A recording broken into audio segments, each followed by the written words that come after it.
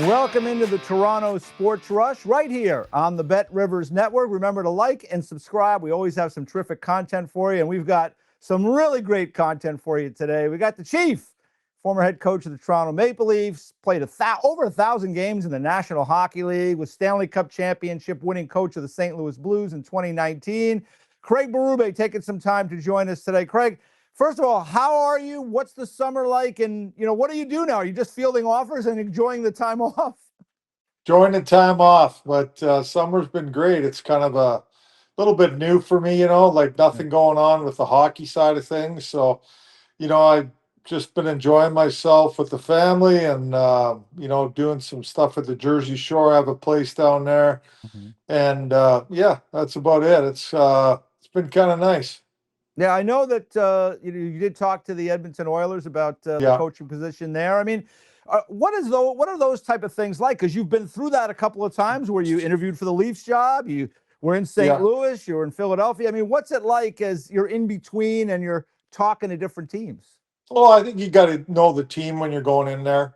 Be prepared about the team, where they're at, the things that need to be improved upon, personnel.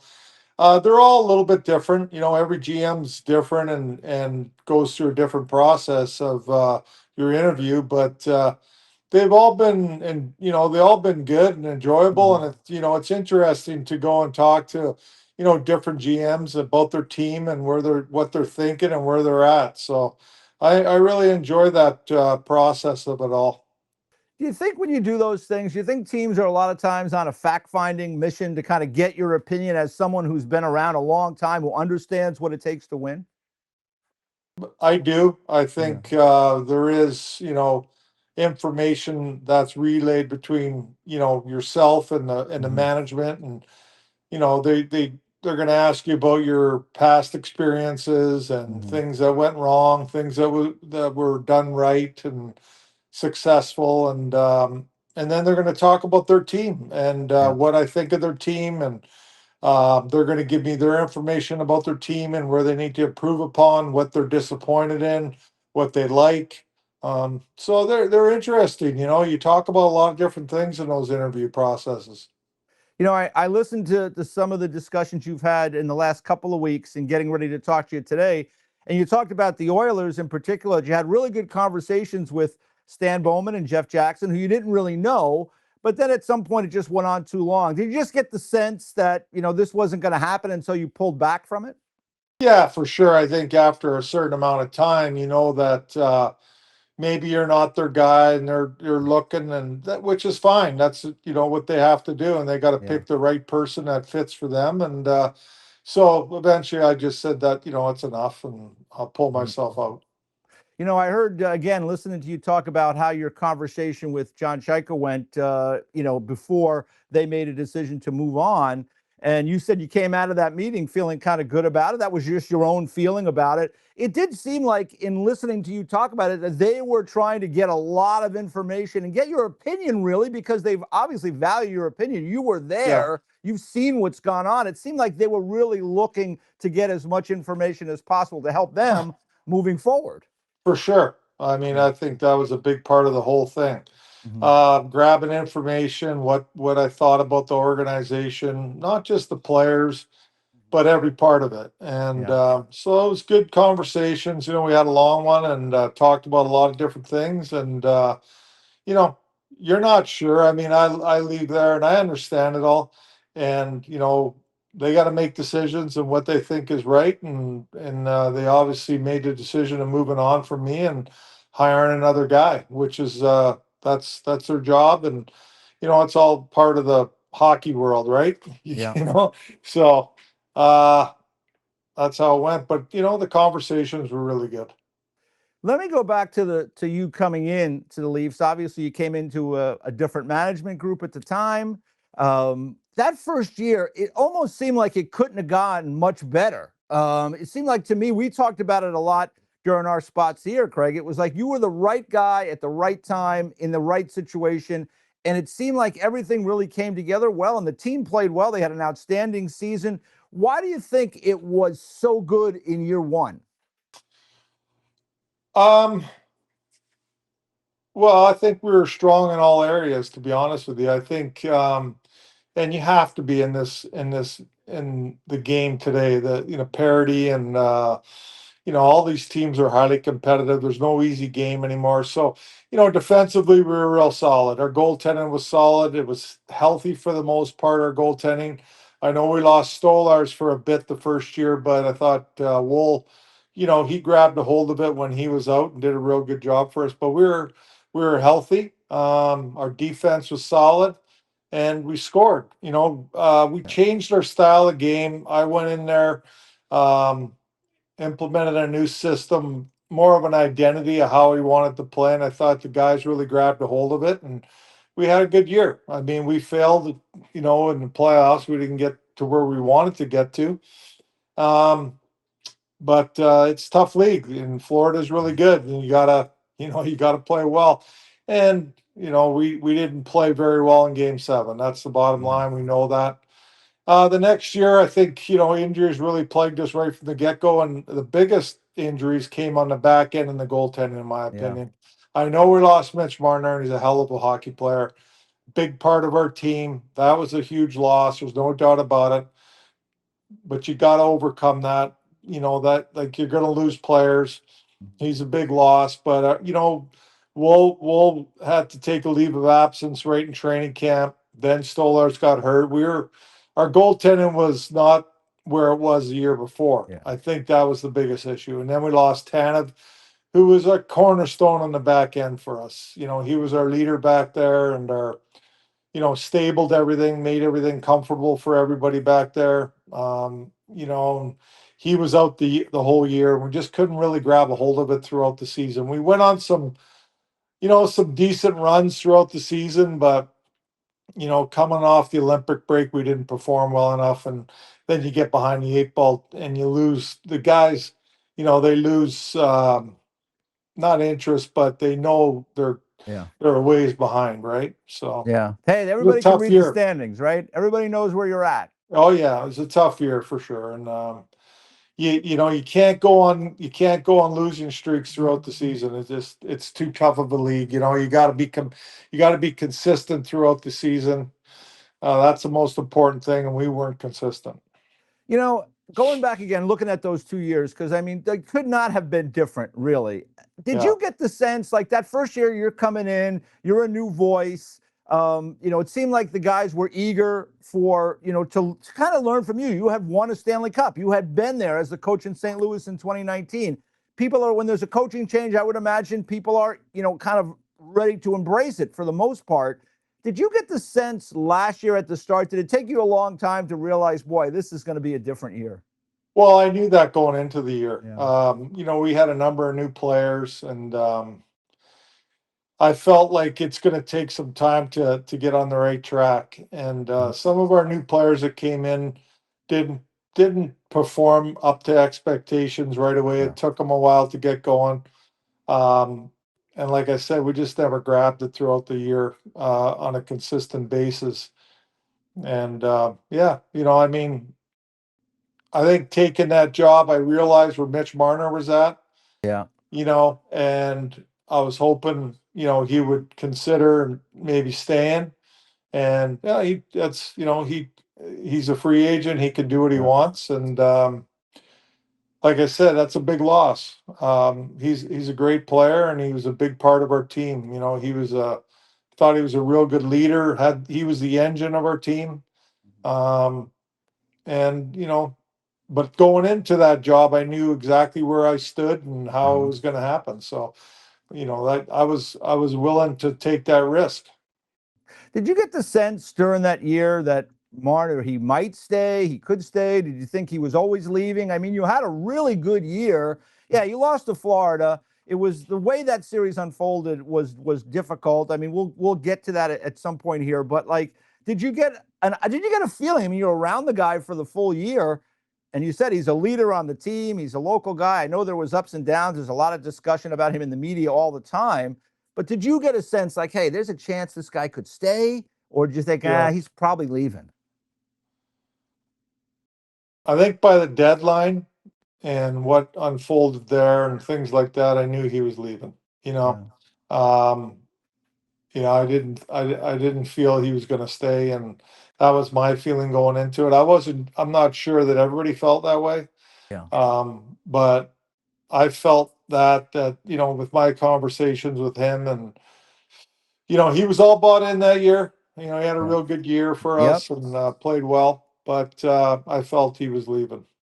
Yeah, that's got to be kind of a tricky dynamic, but you wouldn't have known watching you guys play because you did have such a great year.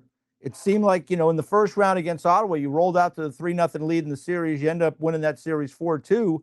So I mean, things were looking good for the Leafs. It's not a franchise, in this Matthews Marner era that had a lot of playoff success, and here you guys are. You go through the Yeah. first round, you're looking good, and then you jump out to a 2-0 lead against Florida in round two. Yeah. No, it was good. I mean, game three, we had them. And, Yeah. if we win that game, it's probably a different series. We let them come back in that game. And they eventually won in overtime.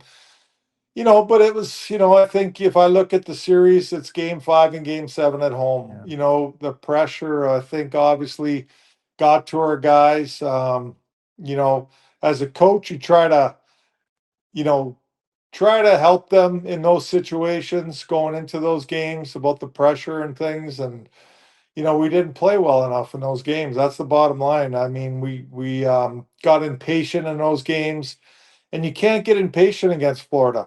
You got to play Yeah. them tight like we did in game six in Florida. It was a patient game. We didn't try to make great plays. You just got to make good plays. You got to be patient. You're going to get your opportunities, and hopefully you capitalize on them. We had some good opportunities in Game 7 in the first period, if you look at it. But Bob made the Yeah. saves, and we didn't get a key save in that game, but we got exposed in that game with their pressure. Yeah. They come hard, Florida, and they play a pressure game, and you got to be able to handle that pressure if you want to be successful against them. Going back to that game three in Florida, because I thought that was such a swing game. You guys were up 2-0, despite Yeah. the fact you had lost your goalie in game one. You had the lead. You had two goal leads in that game. Do you think a team that had more playoff success or had been a little hardened might have been able to lock that game down? It seemed like when I think back on it, Craig, there were some mistakes made and made by really good players. And you've been part of hockey for a long time. You've played with great players. Great players make mistakes in games sometimes. It's part of the game.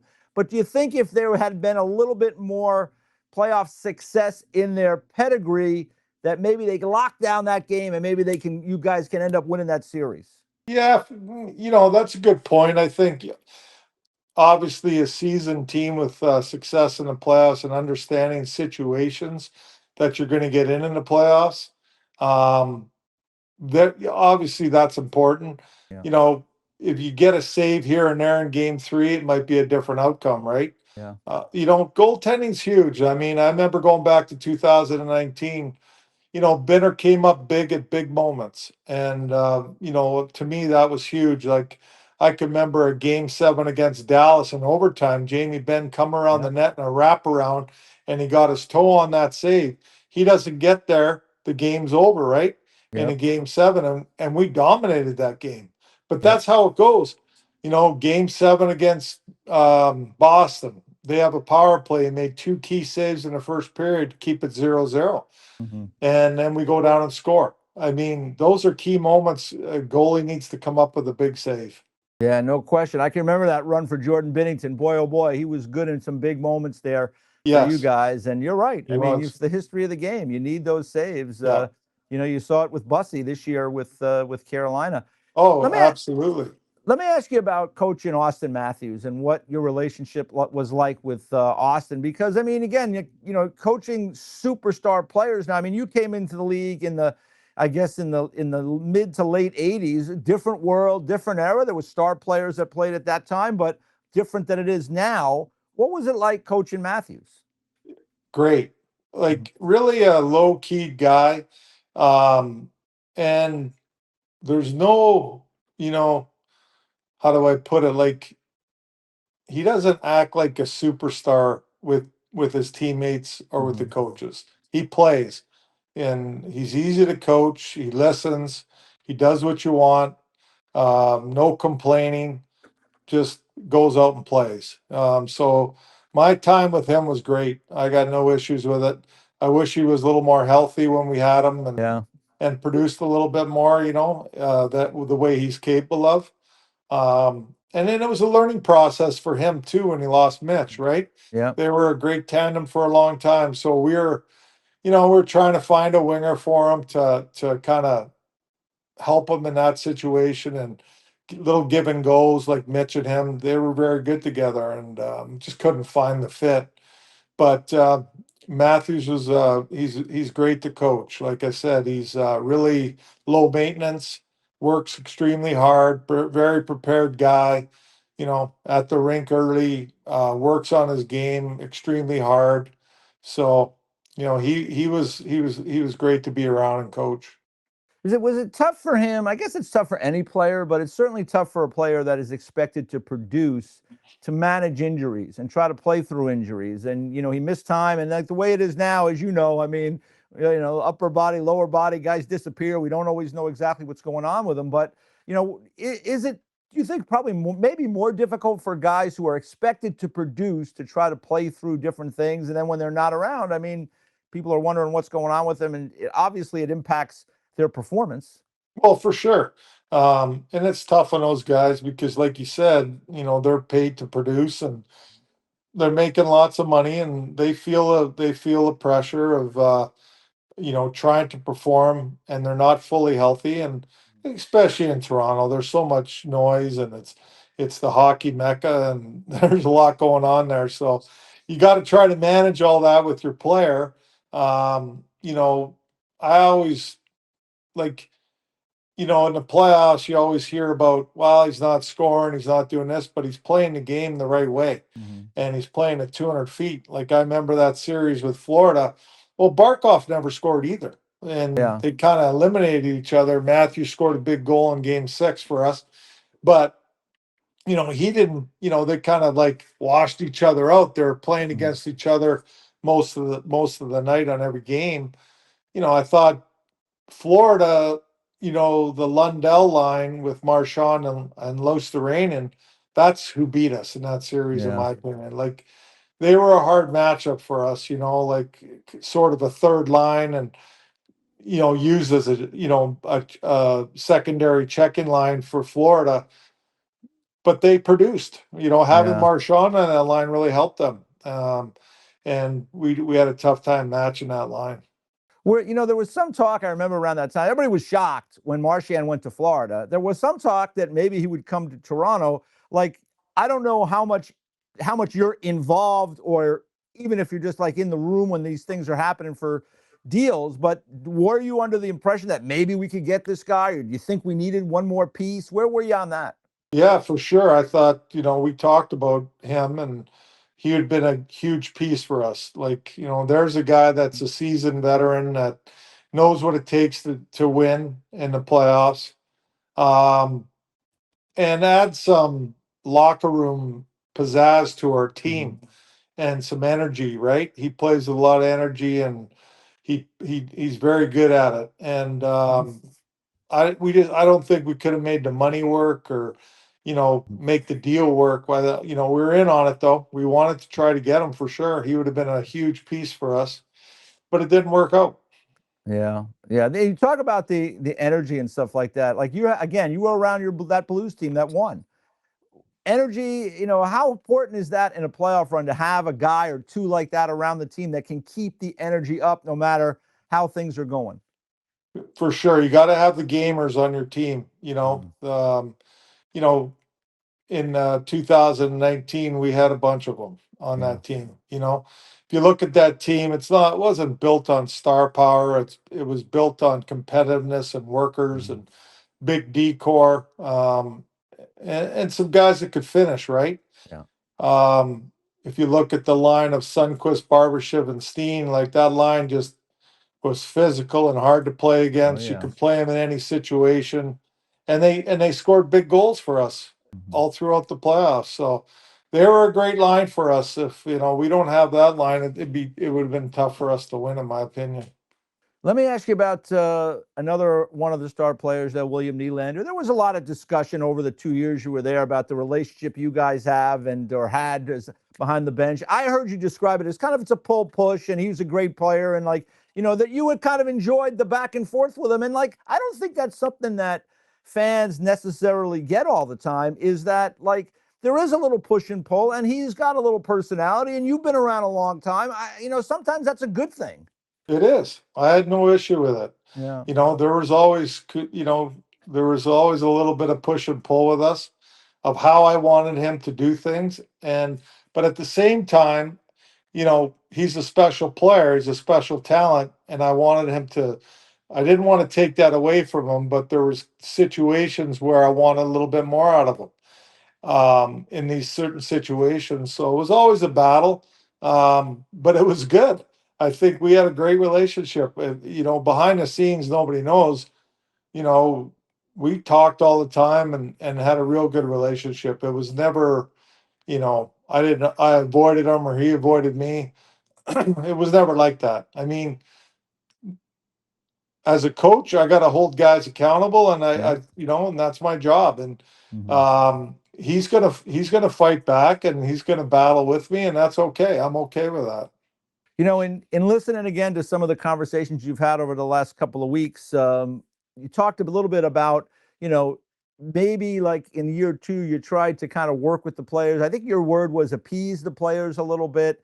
And you said you had maybe some regret about that. Could you just kind of to speak on that a little bit? Like you think you would have done something maybe differently in year two when things were not going great? Well, I think things weren't going well, so we tried to change our style a little bit and Hmm. open it up a little bit more, and try to maybe help some of the players that we got in our lineup in the summertime, and try to get people going a little bit Hmm. better, and make them feel better about their game. But obviously, it didn't work, and Yeah. it normally doesn't work, not very Hmm. often. You know, I personally have I know what it takes to win. I know how teams win in this league, Hmm. and that's the way you got to do it if you want to be successful. It's never going to be easy. You gotta have grit, and you gotta be able to grind, and you gotta play hard in this league to be successful. Hmm. You just watch the Carolina team and how they played the game, Yeah. and they've been doing it a long time that way, and they finally got rewarded for it. But I'll give Roddy credit and the organization; they stuck with it. Isn't that like like something that is part of it too, in that fact that those guys they had some hard losses along the way. They had some successes along the way too. I would say over the last 8 9 years. I mean, they've gone to the conference final a couple times. They Yeah, finally broke through. I don't think the Leafs, it goes back to what I mentioned about game three against Florida. I don't know if they had those successes, those moments to build on. You came in to a moving train very late in the process. Um, it seems like you need that, and you need that time together maybe to learn what it takes to have those heartbreaking experiences to learn what it takes to find a way to get over the hump. for sure, you do. Yeah, it's you get in those situations, and you only can get better by going through them. Mhm. You don't know what it takes. And we're a little bit in the process there against Florida of learning it within the series, right? Mhm. We won the first two games, and we played well, don't get me wrong, but and we played pretty well in game three. But you Mhm. got to do things right in key moments to be successful, right? In situations. And yeah, I would have liked to stayed on and kept pushing with that team, and try to get them over the hump, but things change. Yeah, no question. Little things in big games can Big make a game, big yes, difference. it We is. see it. You've seen it. You've lived it. I don't have to tell you.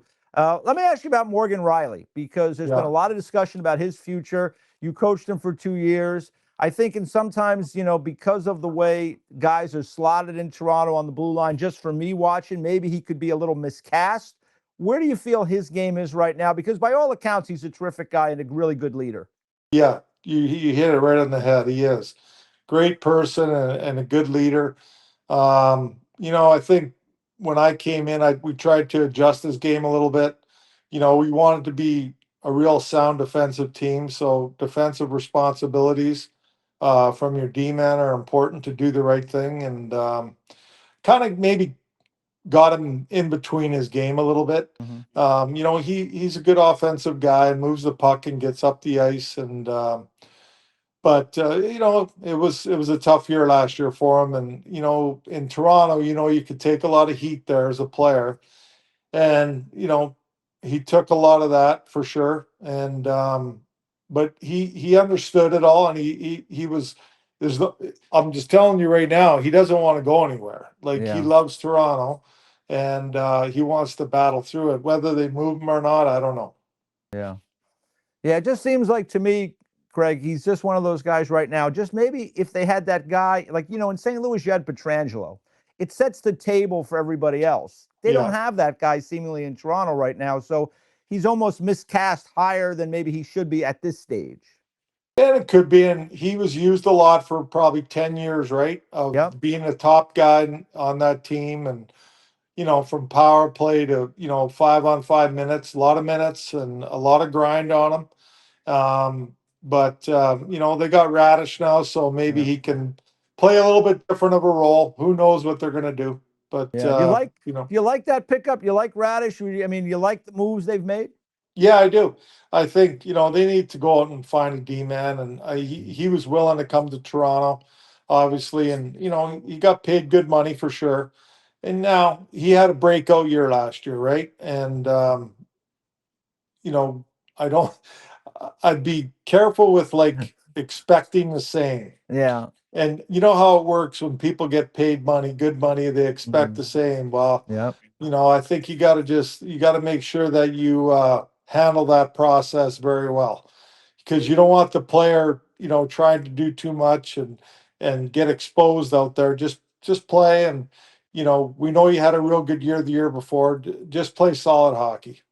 And how about Bobrovsky coming in? I mean, what do you think Yeah, about that? That was kind of an interesting one. It seemed like Bobrovsky was in such a good place there, but I guess they couldn't come together on a new deal. Comes to Toronto. How do you think that Bob is going to do at this stage of his career under the spotlight in Toronto? yeah. Well, knowing Bob, and I had him as a younger guy in Philly. He's a hardworking, very prepared guy. I think he's going to be fine there. Like him and Stolarz were a very good tandem in Florida. They know each other extremely well. I know he's older, but I still think he's got game. And I think looking at Toronto and you know, where Auston Matthews is in his contract and all the talk there, you know, I think they did some good stuff to show Matthews and the organization that they want to be competitive again. I thought they added some bottom six players that are good players to have in their team, solid guys that are going to help down there in the bottom six, which that team needed help there. Adding Radish, Bobrovsky. So I thought they did a good job at the deadline, and or even before the deadline with the Radish signing. Yeah. A couple quick ones here before we let you go. And I really thank you so much for all your time today, Craig. Um, I know you've talked about it a lot, but like, what the heck happened with that weight room thing? I mean, like Oh, that was a nasty, nasty wound there. I heard you talk about you were in a bad mood. You weren't paying attention. I mean, what yeah. did you like? Did you bang into one of the bars? I mean, what? Because that was nasty. Well, there's these TRX bands that hang down behind the squat rack, right? Uh huh. And I had the bar was up there and I wasn't paying attention, and I grabbed those bands and I, you know, pulled my weight down and flung the bar off. And Oh, as I looked up, it oh. hit me in the head. But you know, it was a dumb mistake by myself. But the funny thing is, a good friend of mine who does training for a living did the same thing in his own gym at home. So I felt a little Wow. bit better that night at home. But not a lot, but I was fortunate to come out of it unscathed, other than some stitches and stuff, and I was okay. But that's why you gotta pay attention Gotta in the pay it. gym. That's it. Kids, remember, you're in Kids, the pay gym. attention. Take it from Craig Berube. He's been in the Yeah, gym more than once. Pay I know. attention when you're in there. Why did you wear a hat when you were on the bench? Because that cut was so tough. I said, like, he should have a hat on or something. I don't know. It's like you're hiding something. I don't. I'm not in. You know, I got it out there in the press conference, and That's you true. know, and it's like, why hide it? Like, you know, Yeah. I don't need to do that. You could have gone the old school with the I fedora. could have done that. We talked about it, but I didn't feel that fit me and my personality. Listen, we would have loved to have seen it. We would have loved to have Yeah. seen it. All right, one more for you, because you played. I was going back and looking at your career, as I mentioned at the start, over 1,000 games. You played 40 games in Toronto. What was it like to play as a Leaf, I guess, in the early Yeah. 90s, as opposed to kind of what you see now? I really loved it there. I Mhm. was very disappointed when I got traded. Mhm. And it's not that the Leafs wanted to trade me. I remember Cliff Fletcher calling me in. He goes, we're getting Doug Gilmour. I'm going to do the deal no matter who's in it. I'm like, yeah, I would too. I Yeah. would too. I told him, and he goes, because my time there was fabulous. Playing in that old garden and just being a Leaf was a lot of fun. I really enjoyed my time there, and I was playing good hockey too there. Yeah. Kind of almost developing my game a little bit more, and I was getting good minutes, and it was great. I have no bad feelings about anything. It's like I wish I never got traded, but that's the way it goes in this game. Yeah. But it was a unreal feeling every night coming to the rink, How was that old and Leaf Gardens there? unreal. I loved it. Yeah. Yeah. I'm sitting here on the bench, and there's a fan right beside me. I could Yeah. have a conversation with him. So They had it those was, two seats, right? They had the yeah, two seats right next to yeah, the bench, right? yeah. Crazy. It was awesome. Great place Yeah. to play hockey. A different time for sure. Craig, Yeah. I'm going to let you go. You've given us a bunch of time here today, and you've been really insightful on things and very honest about things that went on during the time you were there. I thought, like, as I said, I thought that first year, with a break here or there, I mean, maybe you guys go all the way to the end, because the team that beat you ended up winning, and nobody else really gave them that much trouble. So sometimes that's the way it goes. I know you'll be back coaching at some point. Until then, I'll see you probably on TNT and do another TV stuff. But listen, enjoy the rest of the summer down at the shore, and hopefully we'll see you again soon. Yeah. Thanks for having me on, EJ. Enjoyed it. All right. Craig Berube, the former coach of the Toronto Maple Leafs, Stanley Cup champion with the Blues in 2019. You've been watching the Toronto Sports Rush right here on the Bet Rivers Network. Remember, like, subscribe. Everybody, have a great day.